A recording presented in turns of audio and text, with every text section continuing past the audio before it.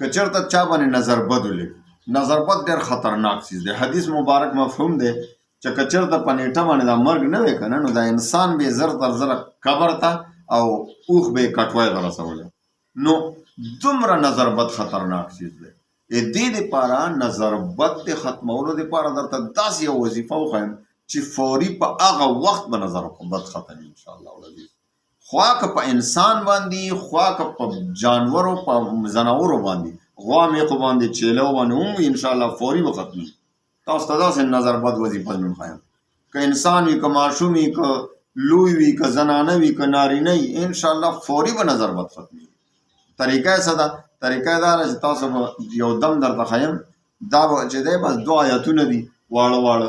دا به چې دی په اوبو باندې چوف کې دم به کې 11 پیرې، او چې 11 پیرې دې چوف کړل نو هغه مریض به بیا 9 ګوټه څکي، خو په دې طریقه چې هر ګوټ نه مخکې و بسم الله الرحمن الرحیم، بسم الله الرحمن الرحیم، یو ګوټ به وکړي، بسم الله الرحمن الرحیم 2 ګوټه، بیا 3 ګوټه، هر ګوټ نه مخکې بسم الله 9 ګوټه اوبه به وڅکي. او چې کومې ته بقایا پاتې شو، دغه بقایا اوبو کې به نورې واچئ، او بیا به هغه اوبو باندې دغه مریض ته غسل ورکړي. دغه مریض به ولامبي، خو داسې یو ټب وغیره کې چې ځکه دا اوبه پالتو ځای کې، ګندګۍ ځای کې بیا وانه راوړئ. ګوره دا احتیاط کوئ، ځکه په دې قرآن دم شوی، قرآن تلاوت پې شوی دی، په هغې دم شوي دي. نو دا به په ګندګۍ کې یا په نالیو کې نه اړوئ، بلکې یو ټب کې دې ولامبي، او هغه ټب هغه اوبه چې دي بیا یو طرف ته چېرته دیوال سره چېرته یو طرف ته محفوظ ځای کې واړوئ.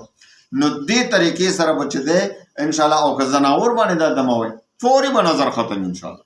که نظر بد په زناور باندې وي، غوا میخه او چیله ګډه باندې وي، بل څه باندې، نو هغې دپاره به دا اوبه دم کوئ، او هغې ته خو ګوټ ګوټ نه شی ورکوئ، نو بس هغه اوبه پرې وڅکوئ، او لږې لږې اوبه به داسې لاس سره راخلی په دې بدن، په دې جسم باندې به ورته داسې مالش ووایي. انشاءالله تیر به هدف کار به کوي، نظر بد به فوري ختم. په هغه ټایم د رګونو نه به د نظر بد وځي، د هډوکو نه به وځي، ستا په بدن کې چې څومره نظر بد اثرات دي دا به ټول وځي. او انشاءالله العزیز یو ورځ کې به ټیک شي. که یو ورځ کې مسله حل نه شوه، په دویمه ورځ یو ورځ کې به انشاءالله نظر بد ختمي. خو احتیاط دپاره خیر تاسو 3 ورځې وکړئ متواتر، انشاءالله چې مکمل همیشه دپاره دا نظر ختم شي.